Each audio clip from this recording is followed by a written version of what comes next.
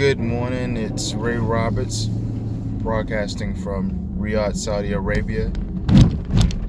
I am on my way to the university to inspire some youths. Several people asked me to create a video about learning styles, or teaching styles rather. And so this is my attempt to give you kind of a quick overview. This video could be very long. We don't want it to be long. We want it to be short because we could spend days and weeks and semesters and years talking about just one learning style. So, folks have asked me about teaching strategies, and there are a lot of different teaching strategies. Your teaching strategy actually should be aligned with the students you teach. So we shouldn't have just one approach to our teaching. As we know, each year, each semester, we get a group of new students, and they all tend to have a different personality. Each group of students, each class tends to have a form as their own personality, as they should, because they're unique individuals. So I always say that teachers should have a physical teacher's toolbox, and this physical box has all the pens and paper and erasers and markers and sticky pads and staplers and glue and all those things that a teacher may physically need to enhance learning. And then a teacher should have a virtual toolbox. And then this virtual toolbox, or this intellectual toolbox, if you will, are the many different strategies, or as Dave Hopkins called, smooth moves. There are many different smooth moves that one can do in order to help students learn, in order to be an assistant, a facilitator in a child's or a student's or a person's educational endeavors. So in that toolbox, just like any other toolbox, you have screwdrivers, you have knives, you have hammers, you have screws, you have what else you have is you have different wrenches. Now you have different tools in your toolbox, and the more you utilize those tools in a toolbox, the more you become comfortable with those tools, and the more you're able to do more outstanding things, and obviously build and create and assemble things with the tools. And the same thing applies to your teaching.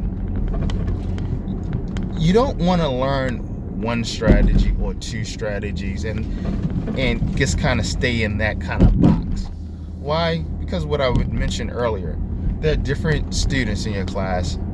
Each year you're going to have different students, and you're going to need more tricks up your sleeves, or more dance moves. Like if you go to the if you're a ballroom dancer, it's nice. It would be nice to know more than one dance move. All right, not just the waltz. Or if you know the waltz, you want to know different variations of the waltz, right? Well, it's the same thing with your teaching. You want to have different strategies. And so being open-minded to different approaches, different pedagogical perspectives, different viewpoints on teaching will only help you and increase your teaching.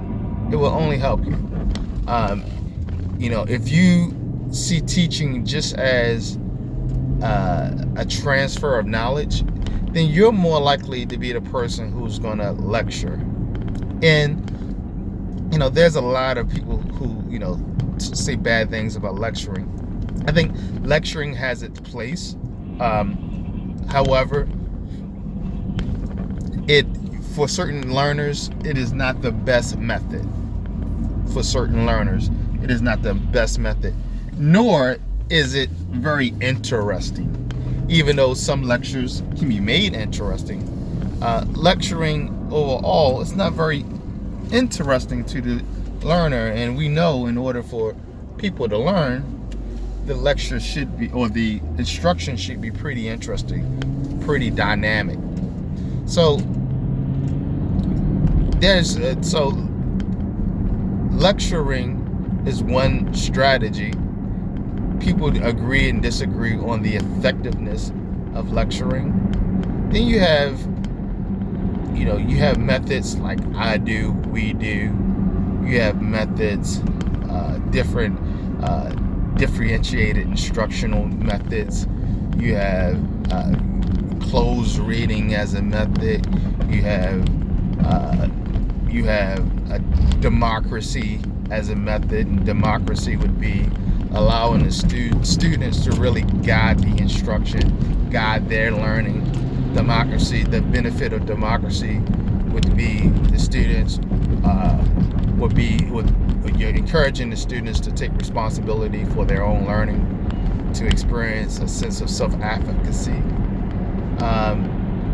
So there's many different teaching methods that you can do. We can even break them down to skill levels. Like we were talking about teaching writing. There are about 30 different ways to teach writing. If we're talking about teaching reading, again, there's about 20, 25, if not more, different ways to teach reading, listening, speaking. So, when we talk about teaching strategies, we really need to ask ourselves, start from the point of what our students know and decide what the best tool is in that regard. So I challenge people when they do professional developments to not just randomly select a professional development for your team, that you take a survey and you ask your team, what do they need based on the students that they're currently teaching and have taught in the past? What skills, what approaches would they want to try out so they can put it in their teacher's toolbox?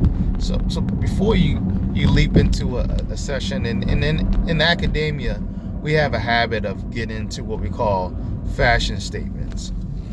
And fashion statements are basically buzzwords, fashionable buzzwords for the time. And we gotta be very, very careful with fashion statements, because people use these buzzwords to make it seem like they're being effective, that they're they're being innovative, they're doing the latest and greatest. And sometimes that's all it is. It's the latest and greatest. It's a fad. So let's just be careful with buzzwords and fashion statements, and really ask our team what they need.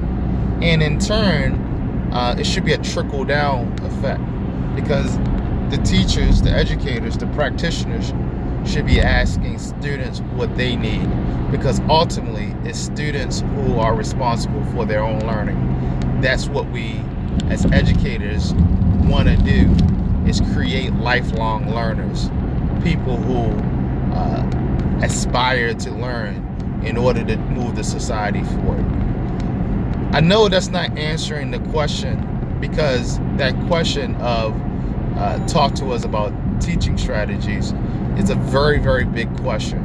And again, I can take we can take semesters and years to kind of dive into that question.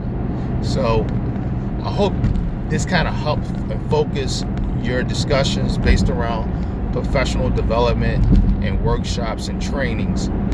If you have any direct questions, you can always email me at Raynor Roberts, that's RAYNORROBERTS at calltoenglish.com.